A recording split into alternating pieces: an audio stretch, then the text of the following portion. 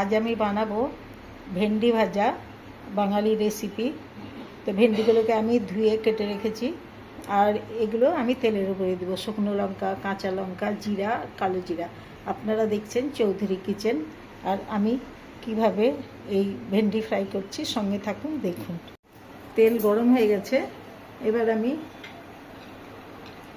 কাঁচা লঙ্কা দিয়ে দিচ্ছি, শুকনো লঙ্কা দুটো, এটা জিরা, কালো জিরা,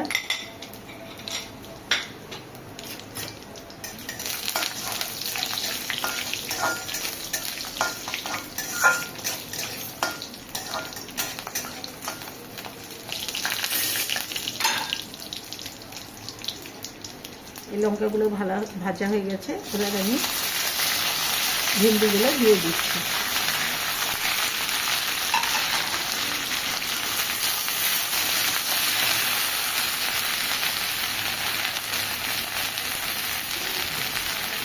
হলুদ দিয়ে দিলাম,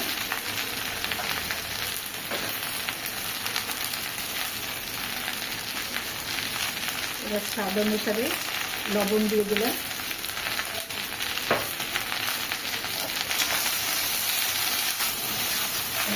ভেন্ডিতে জল দেওয়ার দরকার পড়বে না, এগুলোকে মানে ঢেকে ঢেকে ভাজা করতে হবে।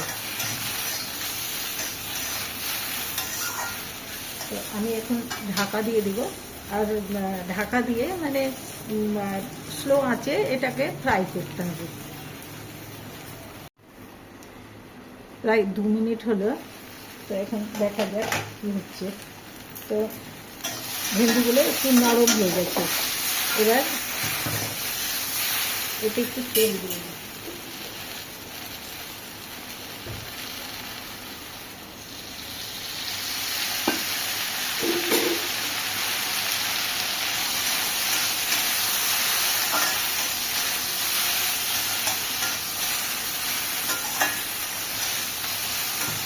পাঁচ মিনিট মতো ঢেকে ঢেকে ফ্রাই করতে হবে, তবেই ভেন্ডিটা ফ্রাই হয়ে যাবে।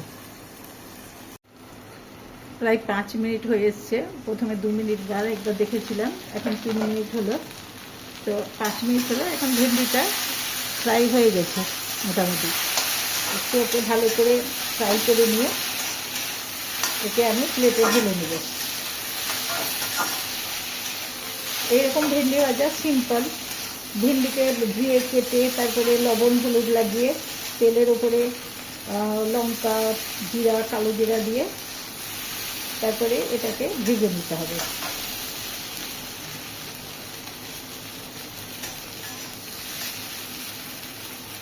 হয়ে গেছে।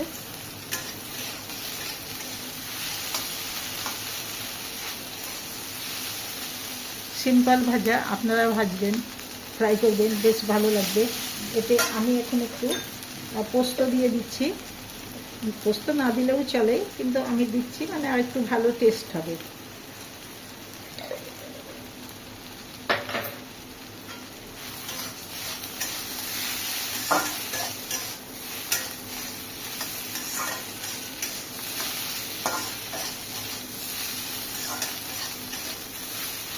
এবার আমি প্লেটে ঢেলে নিচ্ছি।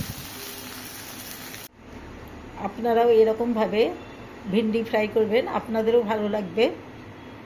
প্রথমে ভেন্ডিটাকে ধুয়ে কেটে নিতে হবে, তারপর তেলের উপরে লঙ্কা, কাঁচা লঙ্কা, জিরা, কালো জিরা দিয়ে ভেন্ডিটা দিয়ে লবণ হলুদ দিয়ে তারপরে ঢেকে ঢেকে 5 মিনিট ভাজার পরে 2-3 মিনিট ভেজে একটু পোস্ত দিয়ে দিলে খেতে বেশ অনেক টেস্টি হবে। পোস্ত না দিলেও চলবে, কিন্তু আপনারা এরকমভাবে ফ্রাই করবেন, দেখবেন ভালো লাগবে।